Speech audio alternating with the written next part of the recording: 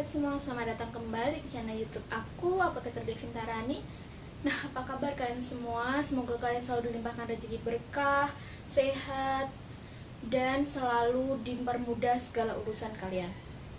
Pada video kali ini, aku bakal share pengalaman aku terkait beasiswa bidik misi dan merupakan lanjutan dari video aku sebelumnya.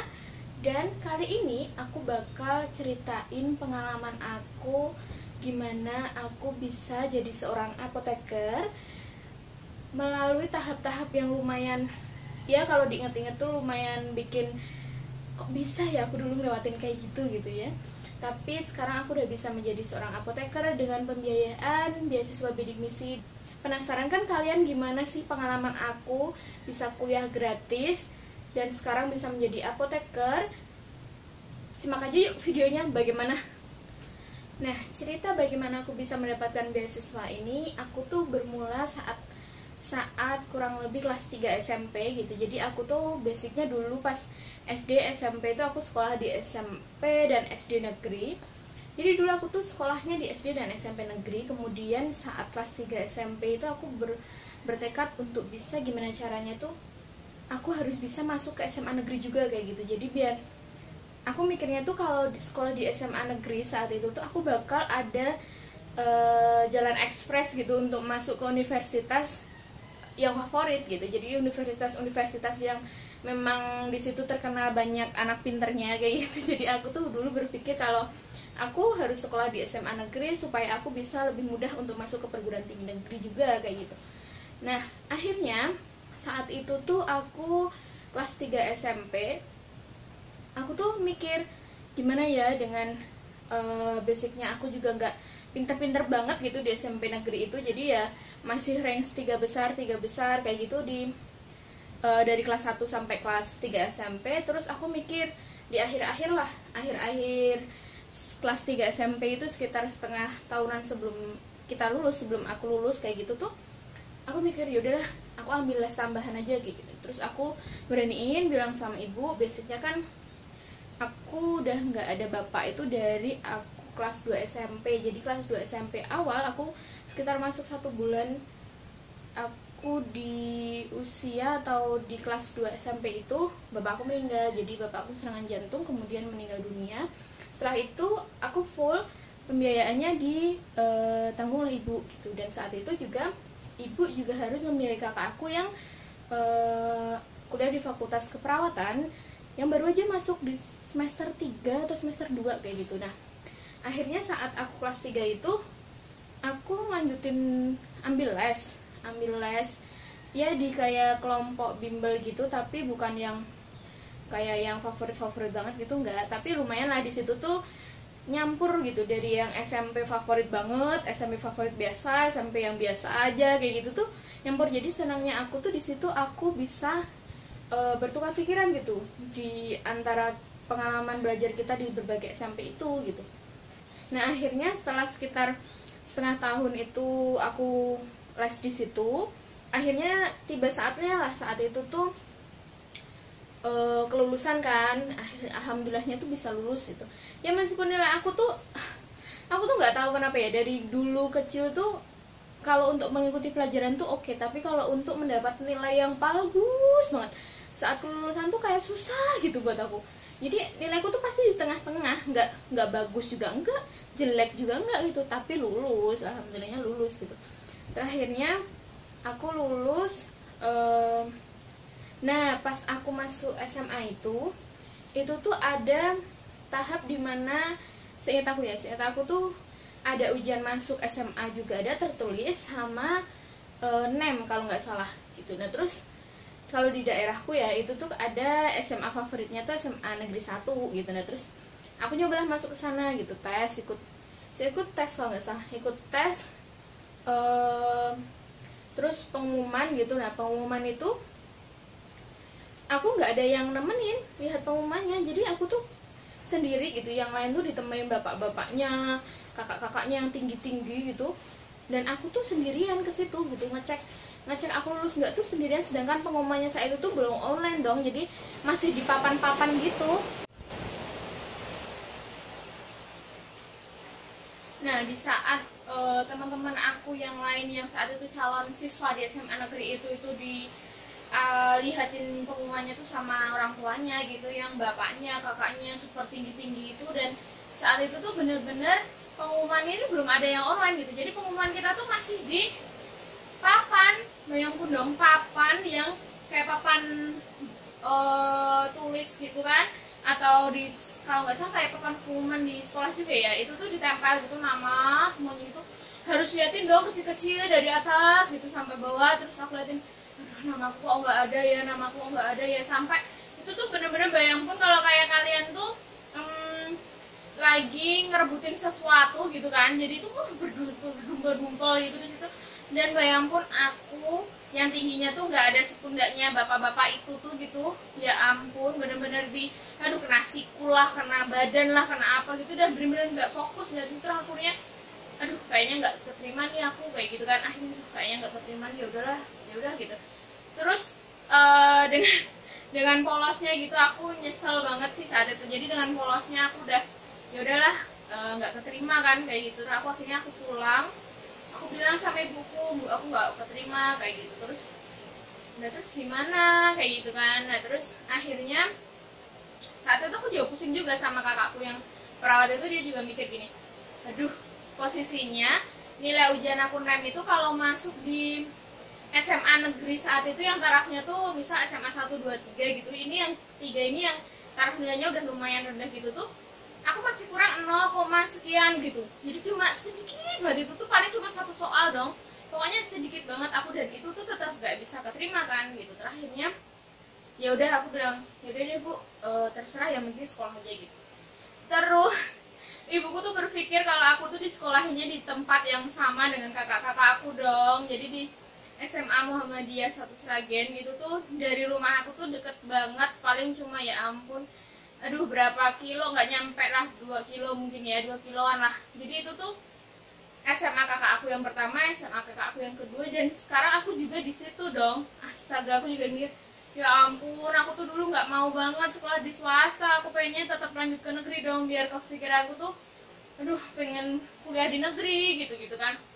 Akhirnya saat itu juga nih, kalau nggak salah keesokan harinya aku sama ibu aku ke SMA yang swasta tadi, SMA Muhammadiyah 1 Sragen itu. Terus daftar ke sana, ibuku langsung bayar uang apa ya, pokoknya intinya kayak uang gedung gitu apa ya, aku lupa sih itu uang apa, kayaknya uang gedung gitu. Terus aku dapat seragam, dapat ini tuh gitu. Terus setelah itu langsung, setelah dapat hari itu udah clear semua pembayaran, dapat seragam, aku pulangnya mampir ke penjahit gitu. Jadi jahitin seragam kan posisinya lagi daftar ulang kelulusan, pasti kan banyak banget penjahit yang seragamnya numpuk-numpukan dijahitinya gitu. Jadinya aku jahit buru-buru biar besok pas masuk seragamku udah jadi gitu. Jadinya saat itu aku mampir ke penjahit. Nah setelah aku ngerasa udah oke nih, udah clear gitu masalah masuk ke SMA gitu kan, akhirnya aku sekolah di SMA Muhammadiyah 1 Sragen, udah masukin seragam ke penjahit juga kan. Terus aku juga udah ya udahlah, nerima takdir aja gitu, udah ngalir aja, besok juga berusaha yang terbaik gitu. Lah kok ternyata tuh aku dapat kontak dari teman-temanku yang juga daftar ke SMA yang negeri tadi gitu. Loh Dev, kamu tuh keterima kok nggak diambil sih, ini gimana kayak gitu. Terus otomatis aku bingung kan saat itu gitu, loh kok keterima gimana, orang aku aja lihat tuh nggak ada nama aku. Ternyata aku tuh masuk di deretan nama-nama yang cadangan kayak gitu. Terus akhirnya aku udah mikir banget sih itu, tapi ya mau gimana lagi kan, saat aku udah clear di SMA yang swasta, udah clear kayak gitu. Aku akhirnya udah mantepin diri aku tetap lanjut di SMA swasta kayak gitu, sampai akhirnya aku tuh bisa mengikuti dengan baik di SMA swasta ini gitu. Aku menjalani kelas 1, kelas 2, kelas 3, kemudian masuk ke jurusan IPA. Aku juga mengikuti beberapa ekstrakurikuler kayak drum band, HW kayak gitu. Kemudian aku juga masih bisa masuk ke 3 besar, 2 besar kayak gitu. Terus aku justru kadang berpikir gitu, mungkin kalau aku diterima di negeri kemarin gitu, aku tuh prestasinya nggak bakal sekelihatan ini gitu. Aku juga nggak bakal dapat ilmu agama yang lebih bagus kayak gitu juga kan. Sedangkan kalau di sini kan kita selain dapat pendidikan yang sesuai dengan ketentuan, kita juga dapat pendidikan agama juga kayak gitu. Terus akhirnya setelah aku udah selesai nih masa kelulusan SMA, aku mencoba masuk ke perguruan tinggi melalui jalur SNMPTN lah, ujian mandiri lah, kayak gitu sesuai dengan masanya. Itu aku lupa aku ikut tes apa aja, baik jalur rapot atau apapun itu. Tapi aku tuh ambil jurusannya sedikit nyeleneh dari bidang aku gitu kan. Saat itu SMA tuh masuk jurusan IPA ya, tapi aku justru pas masuk kuliah itu ambil pendidikan guru SLB dong. Gimana? Jadi aku tuh emang keingin jadi guru SLB saat itu. Kemudian aku nyoba di 3 universitas, UNS, UNY, sama UNESA kalau nggak salah. Dan ternyata saat proses itu dari SNMPTN, ujian mandiri kayak gitu, aku masih kayak nggak yakin gitu, aku keterima nggak gitu. Sampai akhirnya saat aku ujian mandiri di Jogja, saat itu lokasinya di Jogja, pas perjalanan pulang aku lihat lihat atau papan pengumuman gitu tentang Universitas Ahmad Dahlan. Akhirnya aku sampai rumah tuh buka webnya, dan lebih bahagia lagi karena di situ ada jalur beasiswanya. Akhirnya aku lihat kan syaratnya apa aja aku lengkapi, dan itu tuh bener-bener ribet banget gitu. Saat itu kan beasiswanya aku ambil beasiswa bidik misi nih, terus aku mau nuhi dulu kan syarat-syaratnya apa. Dan itu tuh bener-bener contohnya yang paling ribet tuh kayak slip rekening listrik. Jadi aku tuh minta slip rekening listrik yang mungkin 1 tahun sebelumnya kayak gitu, dan harus ke kantor PLN-nya. Kemudian aku nyari berkas-berkas pajak bangunannya juga, kemudian foto, kemudian keterangan RT RW kayak gitu-gitulah. Dan itu tuh bener-bener memakan waktu banget saat itu. Itu aku bener-bener lakuin demi bisa memenuhi syarat itu kayak gitu. Sampai akhirnya aku kumpulin nih ke UAD, dan saat itu nerimanya 2 fakultas, fakultas BK dan farmasi, dan akhirnya memilih fakultas farmasi.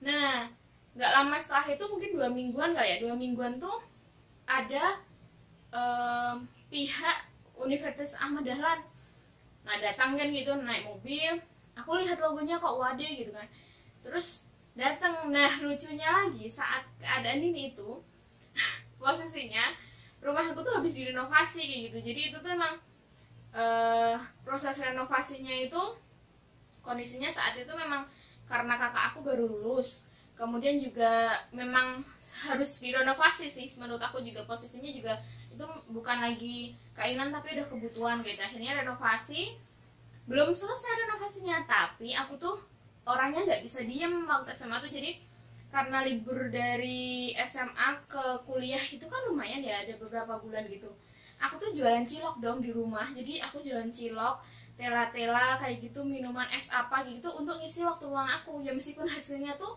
nggak seberapa, tapi itu menurut aku lebih bermanfaat sih daripada aku diam doang kayak gitu. Dan saat itu aku lagi jualan nih, tiba-tiba mobilnya datang. Terus aku bingung kan harus apa yang aku lakuin. Terus untungnya juga ibu aku pulang dari sawah, kemudian mereka ketemu kan. Ada kejadian lucu di mana jadi kan di ruang tamu gitu. Nah karena rumahnya renovasi, ada kursi yang direnovasi juga. Jadi kursi ini tuh dulunya udah soak, terus dibawa ke saudaraku yang usaha mebel, terus dibenerin kan. Nah aku tuh juga selama kursi itu jadi, sekitar beberapa hari sebelumnya itu udah jadi, aku tuh belum pernah duduk di kursi itu gitu. Nah ternyata saat kursi itu udah di situ, kamu pihak WAD datang survei kan. WAD kan bakal memilih siswanya, calon mahasiswa beasiswa bidik misi ini tuh bakal layak nggak, menjadi sesuai dengan kriteria nggak gitu kan, disurvei kan. Nah pas disurvei tuh, setelah aku kuliah aku tahu itu tuh wakil rektor, kalau nggak salah itu wakil rektor duduk di kursi itu. Bayangkan kursinya tuh ambrol. Jadi bener-bener pas didudukin gini terus duduk itu langsung bruk gitu. Dan itu tuh bener-bener yang di situ tuh semuanya ketawa, tapi gimana ya, pengen nahan gitu loh. Jadi dari aku tahu itu dosenku saat aku kuliah, yang satunya itu aku kayaknya nggak tahu itu kayaknya di universitas ya, kayak bagian keuangan atau di NTU atau bagian apa kurang tahu, mungkin bagian kemahasiswaan juga bisa. Nah yang satunya ini wakil rektor. Kemudian yang akhirnya duduk di kursi itu, dan kursinya amblong dong ke tengah. Bayangkan aku udah aku tuh di situ bapaknya tuh juga mau ketawa tapi posisinya juga malu, aku juga mau ketawa tuh juga mau ditahan-tahan gitu. Terus aduh udah aku udah nggak kebayang apapun saat itu, udah aku ikutin aja mau ngecek rumah bagian mana gitu. Terus juga tanya sih, oh, rumahnya habis direnovasi ya kayak gitu. Terus ya jawab iya, tapi juga memang itu kebutuhan bukan keinginan kayak gitu. Terus akhirnya pihak WD pergi, maksudnya itu balik ke Jogja.